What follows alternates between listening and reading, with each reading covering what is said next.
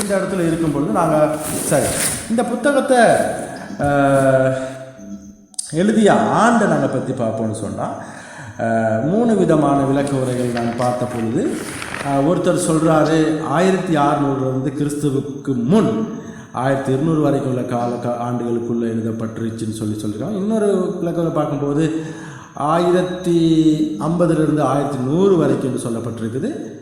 இன்னொரு இடத்துல நான் பார்த்தேன் 1375 1050 இஸ்ரவேல் ராஜாக்கள் இல்லாத காலத்தில் இந்த புத்தகத்தை எழுதப்பட்டிருக்குது என்று சொல்லி வாசிக்கப்பட்ட விளக்க உரைகளில் நான் தெரிந்து கொண்ட ஒரு காரியமாக இருக்குது. ஆகவே இந்த வாசிக்கப்பட்ட வசனங்கள் படி தலைவர் இல்லாவிட்டால் மக்கள் தடுமாறுவார்கள் என்பதையும் மக்கள் கூட்டத்துக்கு ஒரு மேய்ப்பர் தேவை என்பதையும் இந்த புத்தகம் நமக்கு என்ன சொல்லுது வலியுறுத்துகிறது. அது மட்டுமல்ல மற்றும்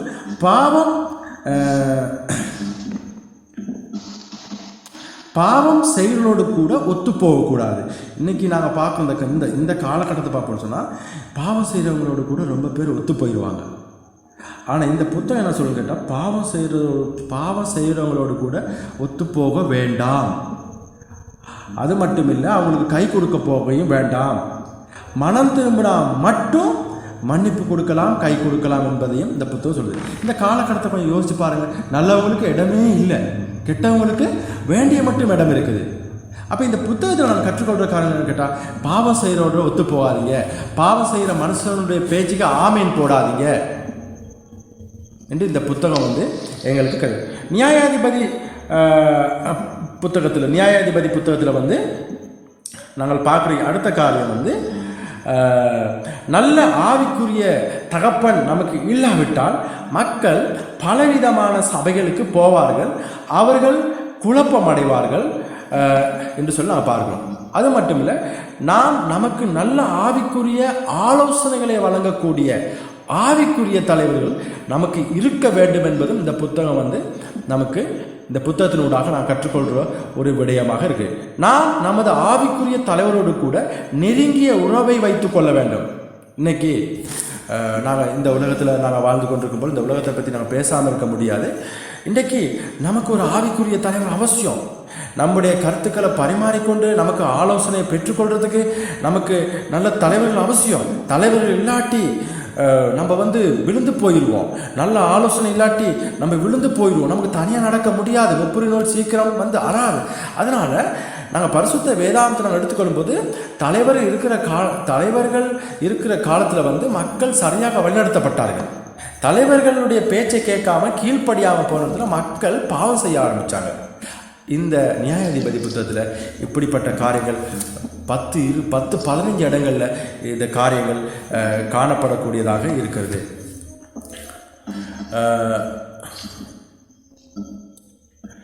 அடுத்த காரியத்தை நம்ம பார்க்க போகிறோம்.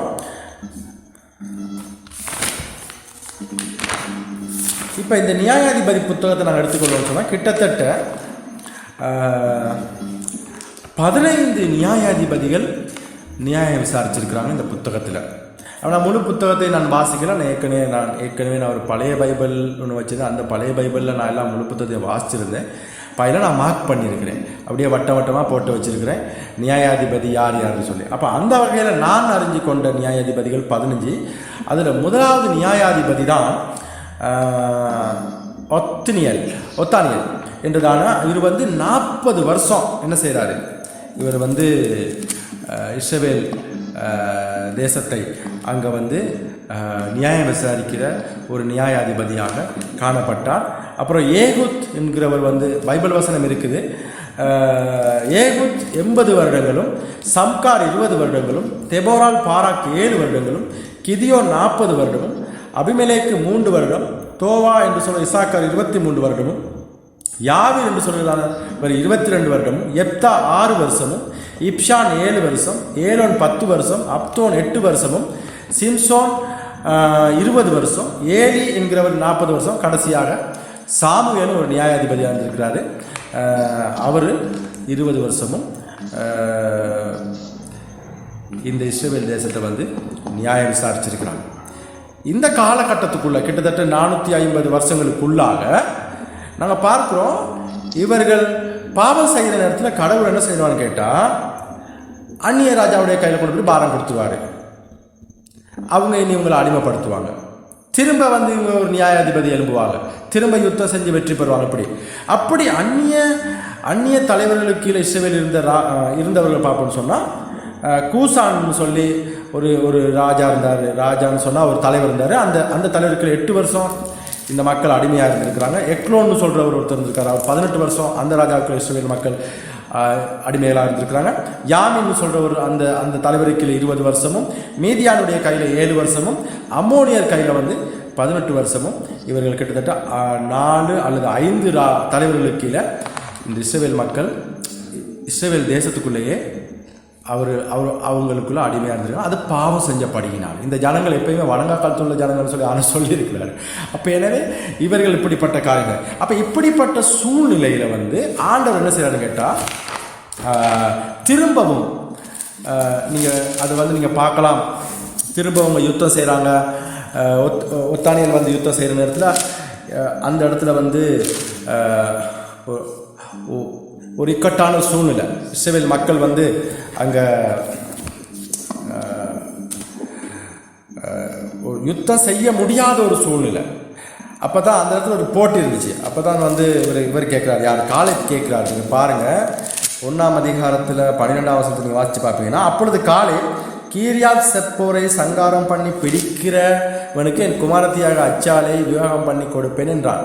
இப்போ இங்கே ஒரு பெரிய பிரச்சனை இருந்துச்சு, யுத்தம் பண்ண முடியாத ஒரு சூழ்நிலை. கீரியாத் அர்பா வந்து ஒரு பெரிய ஏரியா, அந்த ஏரியாவில் பெரிய ராட்சத மனிதர்கள் இருக்கிறாங்க, அங்கே இருக்கிற மக்களை வெற்றி கொள்ள முடியாது. அதனால இப்போ நல்ல ஒரு தைரியசாலி வேணும், எல்லாருமே போக பயப்படுறாங்க. இந்த சூழ்நிலையில் வந்து நமக்கு நல்ல ஒரு ஆண் சிங்கம் வேணும். அப்போ உடனடியாக அதுக்கு ஒரு போட்டி வைக்கிறாங்க. காலேப் அவர் சொல்கிறாரு என்னன்னு கேட்டால், என்னுடைய மகளை நான் வந்து கல்யாணம் முடிச்சு கொடுப்பேன், யார் அந்த எதிராளியோடு கூட யுத்தம் பண்ண போக முடியும். அப்போ இதான் வாய்ப்புன்னு சொல்லி நாங்கள் பார்க்குறோம். கேனாசின் குமார் ஒத்தானியல், இவர் ஒரு நியாயாதிபதி, இவர் போயிட்டு அந்த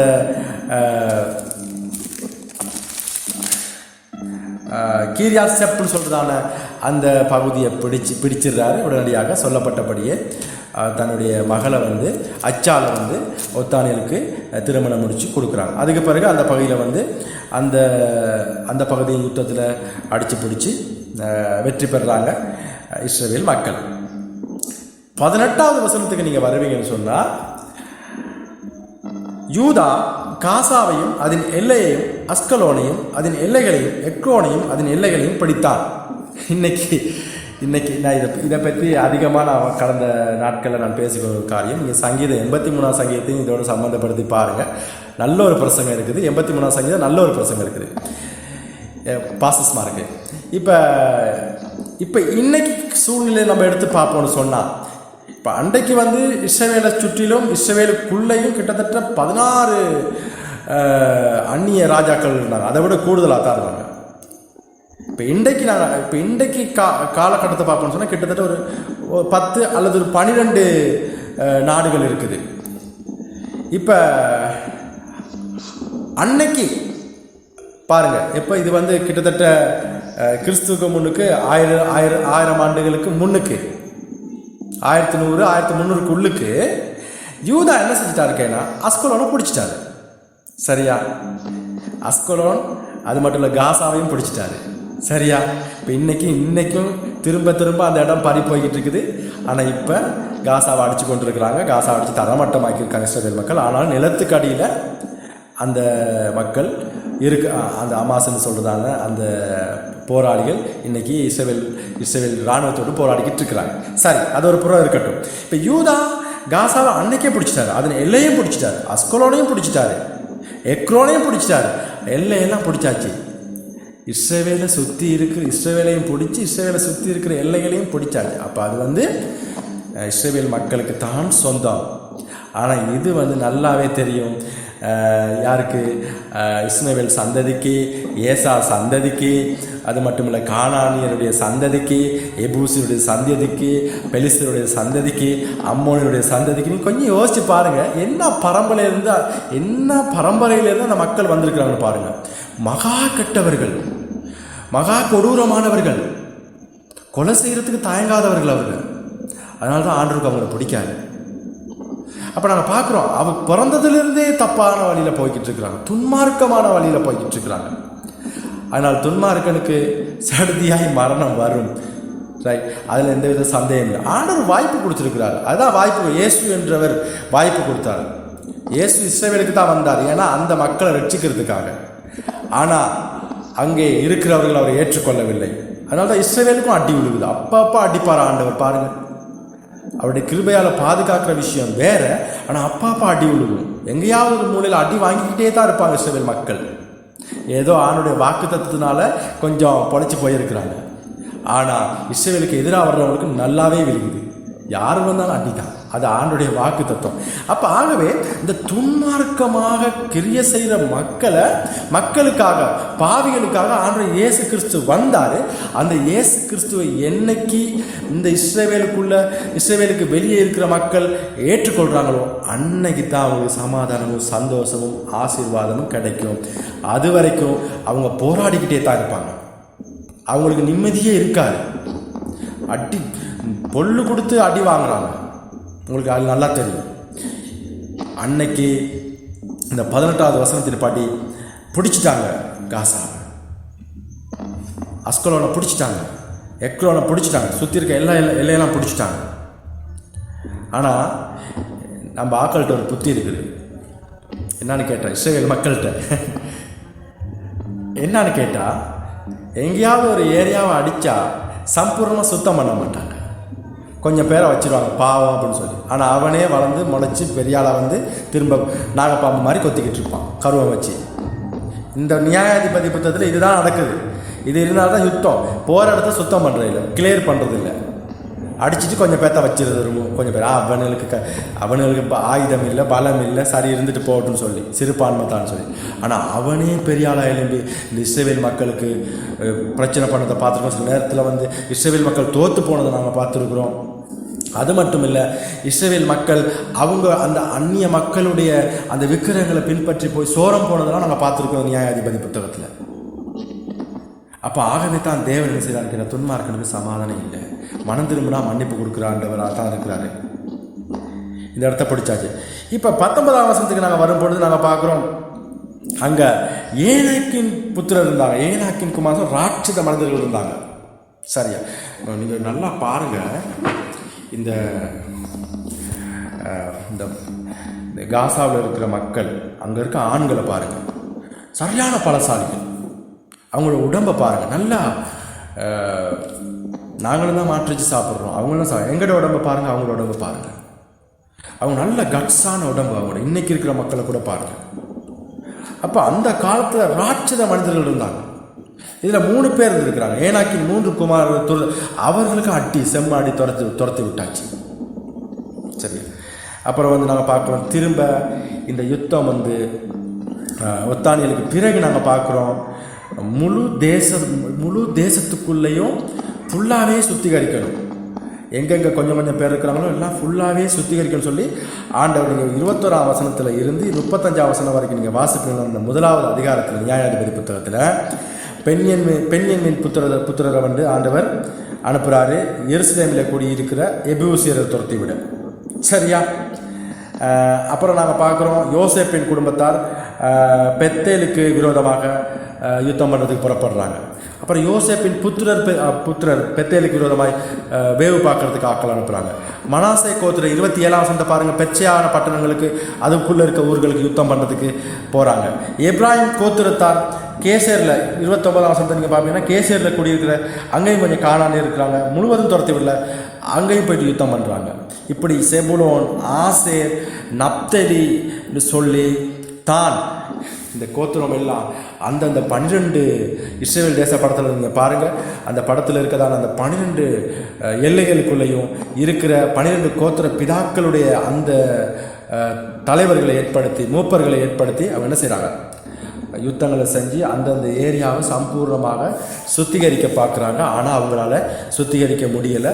அங்கங்கே கொஞ்சம் கொஞ்சம் கானானியர், எபூசியர், அம்மோனியர், கில்காத்தியர்னு சொல்லி ஒவ்வொரு அந்த அந்நிய மக்கள், அந்த கானானியருக்குள்ளாக வந்த இன மக்கள் வந்து அங்கே காணப்படுறாங்க. இப்போ 2ஆம் அதிகாரத்துக்கு நாங்கள் வரும் பொழுது நாங்கள் பார்க்குறோம் என்னென்னு கேட்டால்,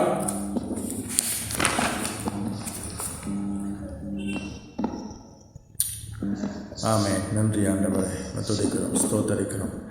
ரைட், 2ஆம் அதிகாரத்துக்கு நாங்கள் வரும்போது பார்ப்போம். கர்த்தர் வந்து இங்கே பாருங்கள், 2வது வசனம், நீங்கள் இந்த தேசத்தின் குடிகளோடு உடன்படிக்கை பண்ணாமல் அவர்கள் பலிபீடங்களை இடித்துவிட கடவுள் என்றும் சொன்னேன், ஆனாலும் என் சொல்லை கேளாமல் போனீர்கள், ஏன் இப்படி செய்தீர்கள் என்று 2வது வசனத்தில் கர்த்தர் கேட்கிறார். இந்த 12 கோத்திரத்தில் இருந்தவங்களும் ஆண்டவர் சொல்லிட்டார், நீ அந்தந்த ஏரியாவில் பலிபீடம் வைக்கக்கூடாது. பலிபீடம் என்னது? அந்நியர்களுடைய ஆடு மாடுகளை பலி செலுத்துகிற இடம், அவங்களுடைய பலிகள் செலுத்துகிற இடம், அவங்களுடைய விக்கிர தோப்புகள் ஒன்றுமே வைக்கக்கூடாது. அவங்களுடைய எந்த விக்கிரம் எதுவுமே வைக்கக்கூடாது. ஆனால் இந்த இஸ்ரவேல் மக்கள் அதுக்கு சரி கொடுக்கல, அதையும் வச்சுக்கிட்டாங்க. அதான் ஆண்டவர் கேட்குறாரு, ஏன் இதை நீ முழுவதுமாய் முறியடிக்கவில்லை? ஏன் இதை முழுவதுமாய் நீ சுத்திகரிக்கவில்லை நீ அப்படின்னு சொல்லி ஆண்டவர் கேட்குறாரு. என் சொல்ல ஏன் நீ கேட்காம போனாய்? ஏன் இப்படி செய்தீர்கள்? அது தேவனுக்கு மனஸ்தாபமாக இருந்தது. ஆகையால் 2ஆம் அதிகாரம் 3ஆம் நியாயாதிபதிகள், ஆகையால் நான் அவர்களை உங்கள் முகத்துக்கு முன்பாக துரத்துவதில்லை என்றேன், அவர்கள் உங்களை நெருக்குவார்கள், அவர்களுடைய தேவர்கள் உங்களுக்கு கண்ணியாவார்கள் என்றார். பார்த்தீங்களா? இதுதான் ஆண்டவர் என்ன செய்யறாரு கேட்டால், நம்ம தேவனுடைய பிள்ளைகள் பாவம் செய்யும் பொழுது தேவன் என்ன செய்வார் கேட்டால், சில மனுஷங்களை வச்சு நெருக்குவார். எதுக்கு நெருக்கிறாருன்னு கேட்டால், அவருடைய பிள்ளைகளை அவர் தண்டித்து சிக்ஷித்து மனம் திருப்பி எப்படியாவது அவருடைய பரலோக ராஜ்யத்துக்குள்ளே கொண்டு போகிறதுக்கு அதை அவர் செய்வார். அதனால தான் அவர் நாங்கள் அப்பா பிதான்னு சொல்கிறோம். என்ன, தகப்பன் சிக்ஷிக்காத பிள்ளை வேசி பிள்ளையான்னு சொல்லி வேதம் சொல்லுது. இப்போ ஆண்டு என்ன செய்யணும் கேட்டால், இந்த மக்கள் தன்னுடைய ஜனங்களை நெருக்கி நெருக்கி நெருக்கி சிக்ஷித்து அவர்களை எப்படியாவது அந்த பரலோகத்துக்குள்ளே கொண்டு போகிறதுக்கு அவர் முயற்சி பண்ணிக்கிட்டே இருக்கிறார். அதுக்காக அவர் எதையுமே செய்ய தயங்க மாட்டார். இந்த நாட்களில் வந்து எனக்கு இன்னொரு 4 நிமிஷம் இருக்குது நான் நினைக்கிறேன், பார்ப்போம். இந்த 2ஆம் அதிகாரத்தை கர்த்தர் சித்தமாக அடுத்த முறை நாங்கள் பார்ப்போம். இந்த நாட்களில் தேவன் என்னை எப்படியாக வழி நடத்துகிறாருன்னு சொன்னால், சில நேரங்களில் நான் விரும்புவேன். எப்படி கேட்டால், நான் அதிகமாக தேவனை ஆசீர்வதிக்கிற நேரம் நான் தேவனை தேடுவது ரொம்ப குறைவு. நான் என்ன தான் சொல்கிறேன், உங்களை யாரும் சொல்லலை. ஆனால் எனக்கு குறைவுபடைய தொடங்குகிற நேரத்தில் ஆசீர்வாதங்கள், பொருளாதாரங்கள் குறைவுன்னு அதிகமாக தேவனை நான் தேடுவேன். எனக்கு இந்த அனுபவம் நல்லாவே இருக்குது. அதனால் எனக்கே நான் கொடுத்துக்கொள்கிற தண்டனை என்னன்னு கேட்டால், நான் குறைவுபட துவங்கணும் ஆண்டவரே, அப்போ தான் நான் உங்களை அதிகமாக தேடுவேன், அதிகமாக ஜெபம் பண்ணுவேன், அதிகமாக நான் வேதத்தை வாசிப்பேன். நீங்கள் எல்லாத்தையும் கொடுத்துட்டீங்கன்னா எனக்கு எல்லாமே நேரத்துக்கு வருது, ஜெபிக்க நேரம் இருக்காது, வேதத்தை வாசிக்க நேரம் இருக்காது, ஏன்னா எல்லாமே நேரத்துக்கு கிடைக்குது. நான் கர்த்தருக்கு நன்றி சார். நான் எனக்கே சில நேரங்கள் இப்படி செய்து கொண்டு நான் ஆண்டுக்குள்ள வளர்ச்சி அடைகிற நேரங்கள் உண்டு. ஆகவே இந்த தேவன் என்ன செய்யறாருன்னு கேட்டால், அவருடைய பிள்ளைகளை அவர் பக்கமாக எடுத்துக்கொள்றதுக்காக அவர் நம்மை சிற்றிக்கிறார். நம்மை அவருடைய பக்கமாக எடுத்து தண்டித்து நம்மளை நேசித்து அவர் பக்கமாக இழுத்துக்கொள்கிறவராக அவர் காணப்படுகிறார். ஆகவே இன்னும் ஒரு நாளில் கூட நாங்கள் பார்ப்போம். எனக்கு கொடுக்கப்பட்ட நேரம் முடிந்து விட்டது. இன்னொரு நாளில் நாங்கள் பார்ப்போம், நியாயாதிபதி என்றால் யார், நீதிபதி என்றால் யார், நியாயாதிபதி என்கின்றவர் அவருடைய காரியங்கள் என்ன, இந்த காரியங்களை குறித்து நான் நிறைய எழுதி வச்சிருக்கிறேன். இந்த காரியங்களை குறித்து கர்த்தருக்கு சித்தமானால் இந்த 2ஆம் அதிகாரத்தை நாங்கள் தியானிக்கும் பொழுது, கற்றுக்கொள்ளும் பொழுது நாம் வந்து அந்த காரியங்களையும் கற்றுக்கொள்ளும். கர்த்தர் உங்கள் ஒவ்வொருவரையும் ஆசீர்வதிப்பார். நன்றி பாஸ்டர். நன்றி பாஸ்டர் ஜோசப் பாஸ்டர். வாங்கும், கர்த்தர் உங்களை ஆசீர்வதிப்பார். நல்லது பாஸ்டர். தேடுதல் வரும்பொழுது தான் வேதங்கள்